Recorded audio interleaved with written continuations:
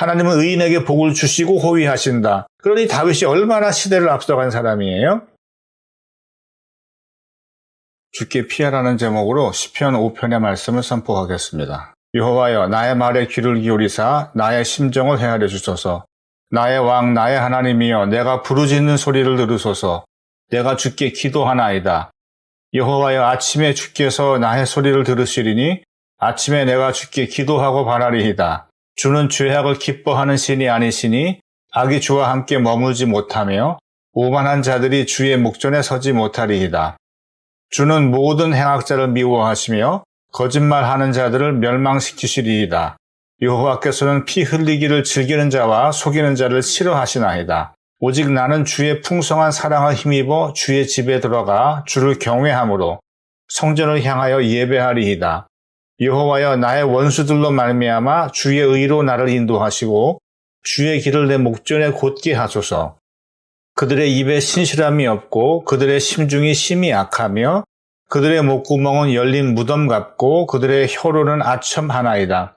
하나님이여, 그들을 정죄하사 자기 꾀에 빠지게 하시고 그 많은 허물로 말미암아 그들을 쫓아내소서. 그들이 주를 배역함이니이다. 그러나 주께 피하는 모든 사람은 다 기뻐하며 주의 보호로 말미암아 영원히 기뻐 외치고 주의 이름을 사랑하는 자들은 주를 즐거워하리이다. 여호와여, 주는 의인에게 복을 주시고 방패로 함같이 은혜로 그를 호위하시리이다. 여호와여, 나의 말에 귀를 기울이사 나의 심정을 헤아려 주소서. 다윗이 기도를 시작해요.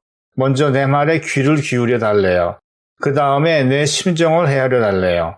히브리어 하기근은 to whisper, 속삭이다, to murmur, 혼자 중얼거리다 라는 뜻이에요. 영어 성경 RSV는 groaning, 신음소리를 내는 이란 뜻으로 번역했어요. 너무 힘들 땐 말이 안 나오고 신음소리만 나오잖아요. 다윗은 자신의 신음소리까지 다 들어달라고 얘기하고 있는 거예요. 과연 신음소리가 기도가 될 수 있을까요? 전에 파킨슨씨 병에 걸린 환자분을 신방한 일이 있어요. 남편은 온몸에 마비가 와 입술도 움직이질 못해요. 뭔 말을 하는데 거리기만 하지 도통 뭔 소리인지 알아듣지 못하겠더라고요. 그런데 아내는 다 알아들어요. 성경책 달라고? 알았어 하면서 성경책을 탁 내주더라고요. 그러니까 그 다음에 물 마시고 싶다고 물 갖다 주고 예배를 마치고 나니까 목사님께 감사드린다고 저한테 그렇게 전달해 주더라고요. 제가 듣기에는 다 똑같은 이에요. 그런데 아내는 그게 성경책 내달라는 소린지 물 마시고 싶다는 소린지 감사하다는 얘기인지 다 알아듣더라고요. 왜 그래요? 통하니까. 통하면 신음소리도 뭔 얘기인지 다 알아들어요. 다윗이 하나님한테 내 신음소리도 들어달라고 했어요. 어떻게 이런 요구가 가능하죠? 바로 하나님하고 통하기 때문에 그래요. 평소에 하나님하고 통하니까 하나님은 내 신음소리만 들어도 뭔 말인지 다 알아들으시는 거예요. 그래서 다윗은 하나님, 내 말만이 아니라 내 신음소리까지도 들어주세요 라고 기도해요. 왜? 하나님하고 통하니까. 통하면 어떤 것도 다 기도가 돼요. 유창하지 않아도 돼요. 말이 조리가 없어도 돼요. 강력하지 않아도 돼요. 그 어떤 것도 다 기도가 될 수 있어요. 물론 기도를 유창하게 잘하면 좋겠지만 하나님과 통하는 자가 되면 하나님께서 들으시는데 아무 문제가 없고 하나님이 들으시면 반드시 응답하세요. 나의 왕 나의 하나님이여, 내가 부르짖는 소리를 들으소서. 내가 주께 기도하나이다. 여기서 다윗은 하나님을 나의 왕이라 부르고 있어요. 고대의 왕은 어떤 존재예요? 나를 죽일 수도 있고 살릴 수도 있어요. 내 행복과 불행이 왕의 결정과 말 한마디에 달려 있어요. 왕은 절대 권력을 가진 자예요. 그런데 다윗 하는 얘기가 하나님은 내 왕이래요. 내가 하나님의 명령에 순종하겠다라는 거죠. 그러니까 그 다음에 하는 소리가 뭐예요? 내가 부르짖는 소리를 들어서 내가 주께 기도하나이다 그랬어요. 내가 하나님을 나의 왕으로 알고 순종하오니 하나님은 내 기도 들어주세요. 뭐 이런 얘기죠. 기도는 3절에서 더 이어져요. 여호와여, 아침에 주께서 나의 소리를 들으시리니 아침에 내가 주께 기도하고 바라리이다. 다윗 얘기가 하나님이 아침에 내 기도를 들으신대요. 그런데 나의 말이 아니라 나의 소리래. 내 신음소리도 기도로 들으신다는 거예요. 여기서 아침에는 히브리어로 보켈인데요. 아침에란 뜻도 있고 새벽이란 뜻도 있어요. 표준세 번역은 새벽에라고 번역했어요. 이걸 가지고 새벽 기도회와 연간지어 해석하는 분들이 있어요. 다윗은 새벽에 기도해서 그의 기도가 또 강력해질 수밖에 없었다. 이런 논리로 설명하면서 새벽 기도회와 연관을 시키려 해요. 근데 순서를 잘 보세요. 새벽에 기도해서 기도의 권세를 가졌어요? 기도의 권세를 가졌기 때문에 새벽에 기도했어요. 그가 기도의 권세를 가질 수 있었던 비결은 하나님을 왕으로 알고 절대 순종했기 때문이에요. 절대 순종하니까 기도의 권세를 가질 수밖에 없었고 기도의 권세를 가지니까 새벽에 기도하게 된 거예요. 순종이 포커스예요. 새벽이 포커스가 아니에요. 새벽 기도에는 더더욱 포커스가 아니에요. 그건 신앙을 자꾸 율법화, 이데올로기화하는 거예요. 다윗은 새벽에 기도했어요. 순종하니까 기도의 권능을 받았고 기도의 권능을 받으니까 새벽에 기도한 거예요.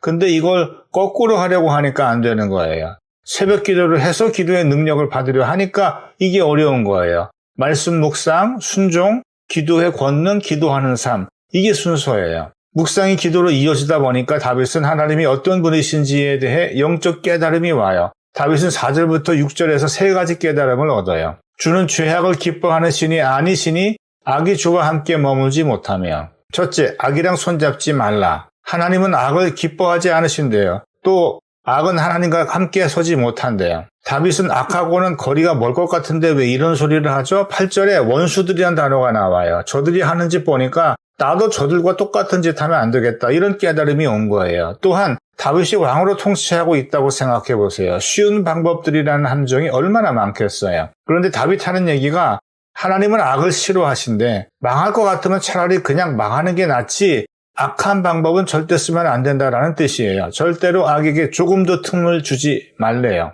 오만한 자들이 주의 목전에 서지 못하리이다. 주는 모든 행악자를 미워하시며. 둘째, 오만한 자가 되지 말라.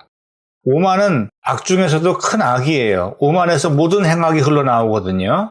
그래서 오만한 자들 다음에 모든 행악자가 연결돼 있어요. 저들은 오만해요. 오만에서 모든 행악이 흘러나와요. 하지만 오만은 인간 본성 자체에서 흘러나오는 것이기 때문에 나도 빠질 수 있고 너도 빠질 수 있고 누구나 빠질 수 있어요. 1만 달란트 빚진 자가 주인한테 탕감받고 나가자마자 자기에게 100데나리온 빚진 자를 만나 갑질하잖아요. 어떤 악을 구체적으로 저질러서가 아니에요. 오만한 자는 살아있는 자체가 죄악이에요. 오만한 자들이 주의 목전에 서지 못하리이다가 바로 이 뜻이에요. 거짓말하는 자들을 멸망시키시리이다. 여호와께서는 피 흘리기를 즐기는 자와 속이는 자를 싫어하시나이다. 셋째, 거짓말하지 말라는 거예요. 거짓은 별거 아니에요. 그러나 별거 아닌 그 거짓이 의로운 자를 죽일 수 있어요.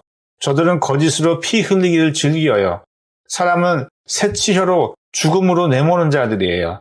저들의 거짓은 곧 살인이에요. 그래서 하나님은 거짓을 무진장시로 하시고 반드시 멸망시키세요. 왜? 그 본질은 막이니까. 이렇게 다윗이 하나님에 대해 세 가지 영적인 깨달음을 갖고 나니까 더 놀라운 깨달음에 도달하게 돼요. 오직 나는 주의 풍성한 사랑을 힘입어 주의 집에 들어가 주를 경외함으로 성전을 향하여 예배하리이다. 이 구절의 시제는 미래예요. 내가 지금 예배드리고 있는 게 아니라 앞으로 내가 예배를 드리게 된다면 어떻게 될까를 그리고 있어요. 앞으로 내가 드릴 예배는 내 의지로 성전에 들어가서 드리는 게 아니에요. 주의 풍성한 사랑을 힘입어 그랬어요. 헤세드. 하나님의 사랑이 나를 예배의 자리로 인도하신 거예요. 또한 주를 경외함으로 성전을 향하여 예배하리이다 그래요. 성전에 가서 예배 드릴 수 없을 때가 있을 거 아니에요? 그럴 땐 성전을 향해 예배를 드릴 텐데 그때 하나님을 두려워하는 마음으로 예배를 드릴 거래요. 하나님의 사랑을 입었다고 건방 떨지 않고 하나님께 대해 항상 두려운 마음으로 예배하겠대요. 사랑과 경외 사이에 긴장감을 항상 유지하겠다는 거죠. 여호와여 나의 원수들로 말미암아 주의 의로 나를 인도하시고 주의 길을 내 목전에 곧게 하소서. 다윗은 여기서 나의 원수들로 말미암아 그랬어요. 히브리어로 샤레르, to be enemies, 원수가 되다란 뜻인데요. 지금 다윗이 가는 앞길을 원수들이 막아선 거예요. 그런데 다윗은 저들과 정반대로 가고 싶어요. 저들은 악을 좋아하고 오만하고 거짓말하고 이기기 위해 물불 안 가리는데 다윗은 이기는 게 먼저가 아니에요. 항상 하나님이 먼저예요. 하나님이 어떻게 생각하실까? 이게 더 중요해요. 저들은 이기기 위해 온갖 방법을 낯쓰는데 저건 이기는 길이 아니라 망하는 길이에요. 난 그 길로 안 갈 거예요. 하나님이 인도하시는 길로 갈 거예요. 그 길은 의의 길이에요. 내가 옳아서 의가 아니에요. 하나님이 정하셔서 의예요. 내가 옳다고 우기는 게 아니에요. 하나님이 정하셔서 그것이 의의 길이에요. 그래서 그 길은 주의 의로 인도받는 길이에요. 원수를 뭘로 이겨요? 의의 길 가는 걸로 이겨요. 마귀를 뭘로 이겨요? 진리로 이겨요. 한때의 기분으로 이기는 게 아니에요. 기쁨이나 영광이나 감정 같은 반짝이로 이기는 게 아니에요. 의의 길을 걷는 지속성으로 이기는 거예요. 기쁨이니 감사니 사랑이니 행복이니 영적 감정들 갖고는 절대로 마귀를 못 이겨요. 하나님의 의의 길을 걷는 지속성으로 진리 생활로 이기는 거예요. 다윗은 이 점을 잘 알았어요. 그래서 그는 내가 기쁨 충만한 예배를 드렸으니까 이제 마귀 이겼다라고 말하지 않아요. 내가 기쁨 충만한 예배를 드렸사오니 이 영적 기쁨이 의의 길을 걷는 진리 생활로 이어지게 하옵소서라고 기도하고 있어요. 기도가 더 깊은 기도를 낳고 깨달음이 더 깊은 깨달음을 낳아요. 그들의 입에 신실함이 없고 그들의 심중이 심히 악하며 그들의 목구멍은 열린 무덤 같고 그들의 혀로는 아첨하나이다. 거짓된 자들의 신실하지 않음이 보여요. 아첨이 보여요. 권력도 가졌겠다 혼내주고 싶을 텐데 하나님이여 그들을 정죄하사 자기 꾀에 빠지게 하시고 그 많은 허물로 말미암아 그들을 쫓아내소서. 그들이 주를 배역함이니이다. 다윗은 원수들을 정죄하지 않아요. 왕인데 권력도 있는데 하나님의 처분에 맡겨요. 하나님이여 그들을 정죄하사 하나님께 유죄 판결을 맡겨요. 자기 꾀에 빠지게 하시고 원수가 자기 꾀에 빠져요. 그 많은 허물로 말미암아 그들을 쫓아내소서. 저들이 자기 허물 때문에 스스로 무너져요. 왜 그래요? 그들이 주를 배역함이니이다. 저들이 하나님을 배반했기 때문이에요. 이 프로세스는 자동이에요. 하나님을 배반한 자들은 자동으로 망하게끔 만들어 놓으셨어요. 그러니 원수 마귀를 멸하려고 골몰할 필요 없어요. 난 주의 의의 길로 가는 길에만 집중하면 돼요. 그러나 주께 피하는 모든 사람은 다 기뻐하며 주의 보호로 말미암아 영원히 기뻐 외치고 주의 이름을 사랑하는 자들은 주를 즐거워하리이다. 근데 의의 길로 걸으려 하니까 그게 만만치 않아요. 세상에 가만히 놔두질 않아요. 벌떼처럼 달려들어 엄청 공격해요. 그럴 땐 피해야 돼요. 어디로 피해야 돼요? 어떻게 피해야 돼요? 주께 피하래요. 이걸 어떤 사람들은 맨날 교회에 와서 입을 뒤집어 쓰고 철야하는 거라고 해석해요. 우리의 영적 쉘터가 어디예요? 우리의 영적 쉘터는 말씀이에요. 원수 마귀의 공격이 강할수록 우린 더 말씀 펴고 묵상해야 돼요. 그게 주께 피하는 거예요. 그런 말씀에서 힘도 얻고 위로도 받고 사랑도 받고 깨달음도 받고 더 의의 길로 걸어야겠다는 확신도 받게 돼요. 원수를 정죄하고 미워하는 게 이기는 게 아니잖아요. 10절의 정죄는 누가 한다 했어요? 하나님이 하신다 했어요. 내가 짧은 인생 살면서 아까운 시간을 원수를 묵상하는 데 사용해요? 영원을 사시는 하나님이나 하셔야지. 난 내 삶을 사랑하기도 바빠요. 난 내 이웃을 사랑하기도 바빠요. 난 하나님의 선교를 하기도 바빠요. 그러기에도 인생은 너무 짧아요. 난 원수 마귀를 묵상할 시간이 없어요. 영원을 사시는 하나님께서 알아서 처리하실 거예요. 그래서 피하라, 주께 피하라, 말씀으로 피해라 이렇게 말씀하고 있는 거예요. 지금 원수의 회방을 받고 계세요? 기분이 나쁘세요? 속이 상하세요? 열받으세요? 누군가 미우세요? 빨리 주께로 피하세요. 말씀 붙들고 묵상하세요. 그럼 어떤 일이 벌어지냐? 주께 피하는 모든 사람은 다 기뻐하게 돼요. 공격을 받았는데 기뻐해. 미쳤나? 사람들은 의아해할 거예요. 그러나 마귀는 신경쇠약에 걸려요. 영적인 존재라서 말씀으로 인해 기쁨이 흘러나오는 사람을 결코 이길 수 없다는 걸 아니까 그 기쁨은 잠시 기뻤다 슬픔으로 변하는 게 아니라 영원토록 흘러나오는 하나님께서 내 마음속에 새겨두신 절대 기쁨이니까 그런 거예요. 여호와여 주는 의인에게 복을 주시고 방패로 함같이 은혜로 그를 호위하시리이다. 의인이 누구예요? 하나님이 정하신 길로 가는 사람이에요. 하나님이 정하신 의의 길은 어떻게 가면 갈 수 있어요? 말씀을 묵상하면 갈 수 있어요. 시편 1편에서 얘기한 것처럼 복 있는 사람은 누구다? 말씀을 묵상하는 사람이다. 오늘 본문에 누구한테 복 주신다? 의인에게 복 주신다. 말씀을 묵상하는 자가 의인이고 하나님은 의인에게 복을 주세요. 그리고 한 가지 더 하나님은 의인을 호위하신다 그랬어요. 아테르, to surround, 둘러싸다. 마치 전쟁에서 전투씬 보면 방패로 뚜껑처럼 막아서 보호하는 것처럼 그래서 방패로 함같이 그랬어요. 그럼 뭘로 나를 호위하시냐? 은혜로, 라손, 영어로 favor, 호위. 나한테만 잘해주는 거예요. 은혜는 나만을 위한 복이에요. 그게 뭐냐? 하나님은 내가 말씀을 묵상하고 주의 의의 길을 걷는 의인이 되면 그 어떤 원수 마귀의 공격도 뚫지 못하게 완벽하게 실트를 쳐서 나를 보호하시는 거예요. 오늘은 성탄절이에요. 크리스마스 스피릿이라는 게 많이 상업화됐어요.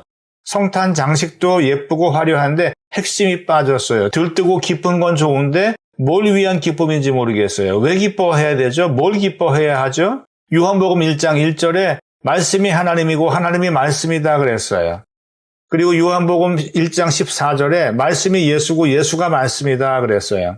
그런데 이건 예수님이 오신 다음 얘기예요. 그리고 요한복음은 예수님의 말씀을 평생 묵상하고 거의 AD 100년경쯤에 기록한 말씀이에요. 말씀이 하나님이며 예수님이라는 메시지는 다윗 시대 이후 1100년이 지나야 나오는 말씀이에요. 그런데 예수님 오시기 1000년 전에 요한복음이 세상에 나오기 1100년 전에 다윗은 이미 이 진리를 깨달았어요. 복 있는 사람은 말씀을 묵상하는 자다. 묵상하는 자는 주의 의의 길로 걷는다. 그 자가 의인이다. 하나님은 의인에게 복을 주시고 호위하신다. 그러니 다윗이 얼마나 시대를 앞서간 사람이에요? 복은 받았는데 보호가 되지 않으세요? 복도 없고 보호도 없으세요?